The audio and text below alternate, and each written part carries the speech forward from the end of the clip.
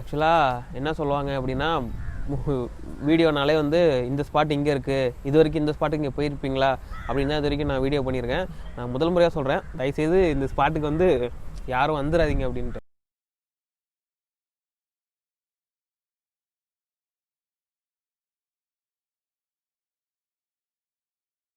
நாகப்பட்டினம் மாவட்டம் வந்து எப்பயுமே வந்து மத நல்லிணக்க மாவட்டம் அப்படின்னு சொல்லுவாங்க.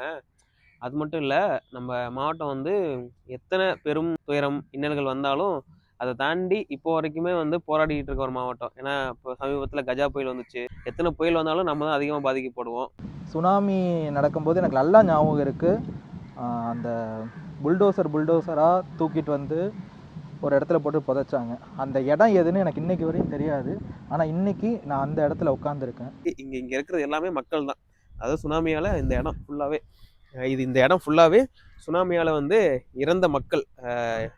அவங்க எல்லாத்தையும் புதைக்க வழி இல்லாமல் இங்கே மொத்தமாக என்னென்ன அடையாளம் தெரிஞ்சவங்க தெரியாதவங்க எல்லாரையும் மொத்தமாக இங்கே போட்டு புதைச்ச இடம் தான். அதில் வந்து தான் இப்போ இந்த நினைவு தூண் இருக்குது.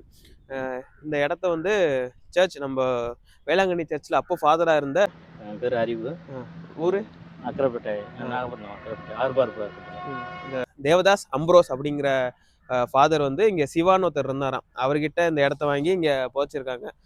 இதுதான் வந்து முதல் முறையாக சின்ன ஒரு நினைவிடம்னு சொல்லலாம். ஃபஸ்ட்டு இதுதான் சின்னதாக இருந்திருக்கு. அதுக்கப்புறம் தான் அந்த பெரிய தூணை கட்டியிருக்காங்க. பார்த்துருக்கீங்களா?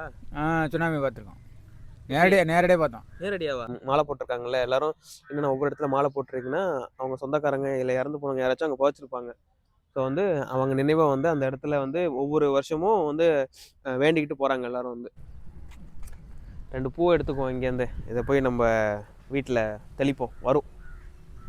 ஏன்னா இது நினைவு தூணா, அது அந்த சம்பவத்தின் நினைவாக ஒரு கல்வெட்டு மாதிரி வச்சுருப்பாங்க அப்படின்னு தான் வந்தேன்.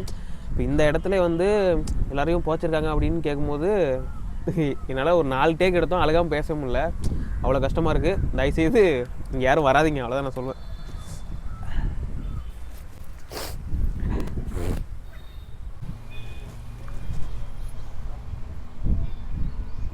நம்ம இந்த பாடியெல்லாம் கொண்டாந்து இங்கே தான் அடக்கம் பண்ணாங்க. கஜா புயலை பார்த்துமே நம்ம வந்து மீண்டு எழுந்துக்கிட்டே இருக்கோம்.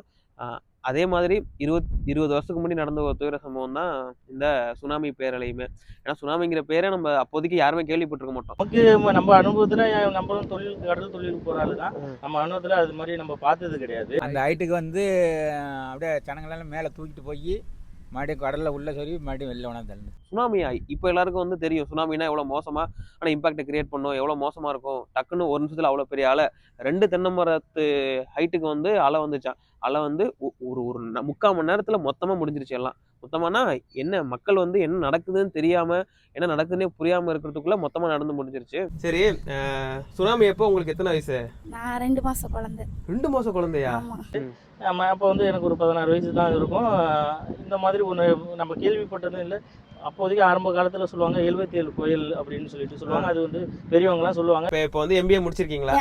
பிகாம் முடிச்சிருக்கேன், MBA போட போகிறேன் அடுத்த வருஷம். ஓகே, MBR HR ஃபினான்ஸ், என்ன ஹியூமன் ரிசோர்ஸ் மேனேஜ்மெண்ட், எல்லாமே ஜென்ரலாக உள்ளது தான் படிக்கணும். வாழ்த்துக்கள். எந்த காலேஜில் படிச்சிங்க?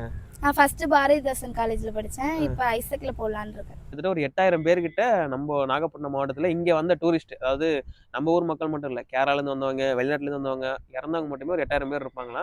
நான் வந்து நாகப்பட்டினம் ஆர்பார் போட்டில் வேலை பார்த்துட்டு இருந்தேன். இன்ஜின் ரூமில் வேலை பார்க்கும்போது கொஞ்சம் கூச்சல் எரிச்சல் சத்தமாக அதிகமாக சவுண்டு வருதும்போது என்ன சவுண்டு வருது அப்படின்னு சொல்லிட்டு நம்ம மேலே ஏறி வந்து பார்க்க போகும்போது அலை இவ்வளோ நல்ல இந்த போஸ்ட் ஹைட்டுக்கு நல்ல அலை மேலே கிளம்பி வருது. இவ்வளோ ஹைட்டுக்கா? ஆமாம், அவ்வளோ ஹைட்டுக்கு கொஞ்சம் தூரம், அவ்வளோ தூரத்தில் வரும்போது நான் இங்கே இருக்கேன். வரும்போது நம்ம அப்போதைக்கு நமக்கு என்ன புரியல. வீட்டிலலாம் எங்கே இருந்தீங்க? எந்த நாகப்பட்டினமா வேளாங்கண்ணி? வேளாங்கண்ணியில் பீச்சுக்கு பக்கத்துலேயே இருக்குது வீடு. காமேஸ்வரம் எல்லையில், வேந்தாம்படி எல்லையில் அந்த நடந்த சம்பவம், அந்த பனைமரம் இருக்குது பாருங்க, அந்த ஹைட்டுக்கு வந்தது. அது மாதிரி நம்ம இவ்வளோ பெரிய அளவு பார்க்கும்போது நமக்கு ஒன்றும் புரியல. மக்கள் எல்லாம் ஓடிட்டு இருக்காங்க, எல்லாம் அடித்து இழுத்துட்டு வரும்போது நமக்கு சின்னதாக ஒரு பயம். அப்பதான் இது உணர முடியல, பயம் இது என்னன்னு தெரியாமோ அது என்னன்னு நடக்குன்னு தெரியல. அப்புறமா எல்லாரும் ஓடுன்னு இங்கேருந்து ஓடுன்னு சொல்லும் போது நம்ம ஓடும்போது நம்ம போட்டில் இருந்து கீழே பாஞ்சு ஓடிட்டு இருக்கும்போது ஒரு கொஞ்ச தூரம் ஒரு ஒரு 20 அடி எடுத்து வைக்கிறதுலேயே நம்மளே அடித்து தனியாட தான் கொண்டு போகுது. அந்த தனியாட கொண்டு போகும்போது தான் லைன் கம்பியை பிடிச்சி தான் நம்ம கொஞ்சம் இது பண்ணிட்டு இருந்தோம். என்ன வந்து எங்க அத்தை தான் பாகுபலி மாதிரி இப்படி தூக்கி வச்சிருந்தாங்கன்னு சொன்னாங்க. இது ரம்யகிருஷ்ணன் மாதிரியா? ஆமா. நிஜமாவா? ஆமா. ஆமா 2 மாசம் குழந்தைன்னா அப்படிதான் இப்படியே தான் தூக்கி வச்சிருந்தேன் அப்படின்னு சொல்லி தண்ணி வந்துருச்சா வீட்டுக்குள்ள? வீடு ஃபுல்லா தண்ணி, வெளியே போக முடியாது, ஃபுல்லா கேட்லாம் லாக் ஆயிடுச்சு. அதனால காப்பாத்துமேன்னு சொல்லிட்டு இப்படி வச்சாங்க. ரெண்டு அலை ஃபஸ்ட்டு முதல் அலையில் ஒரு சின்ன பாதிப்பு தான். சின்ன பாதிப்புனா அது ஏதோ கொஞ்சம் கடந்து வந்துட்டாங்க மக்கள். அப்புறம் வந்து நம்ம பிள்ளைங்கலாம் எங்கே, அம்மா அப்பா எல்லாம் எங்கன்னு சொல்லிட்டு திருப்பி உள்ளே போய் தேடுறதுக்கு போனாங்கல்ல. அப்போ 2வது அலை வரும்போது தான் மக்கள் சேதம் அதிகமானது. ஒரு 10லேருந்து ஒரு 20 நிமிஷம் இருக்கும். ஆமாம், காலையில் ஒரு 9 மணி அந்த மாதிரி தான் இருக்கும். 9 மணி இருக்கும். அதாவது ரியல் ராஜமாதா வந்து நீலாவதி மொத்தம் 3 குழந்தை உசுரா அவங்க காப்பாத்துனாங்க. இவங்க வீட்டுக்குள்ள ஃபுல்லா தண்ணி வந்துருச்சான். பாப்பா வந்து ஒரு 2 மாசம் குழந்தையா, 2 மாசம் குழந்தைய கையில வச்சுக்கிட்டு வயிற்றுலயும் அந்த அவங்க அத்தைக்கு வந்து அவங்க கன்சீவா இருந்திருக்காங்க. 3 வயசு குழந்தையா, அது உங்க அத்தையோட பொண்ணு. அவங்களையும் வச்சுட்டு அவங்களை காப்பாத்திருக்காங்க. அத்தை இருங்க நான் வரேன். உங்க எங்க இருக்கு கடை? அவங்க கடை வேளாங்கண்ணில பீச் பக்கத்துல, பீச் ரோட்ல இருக்கு.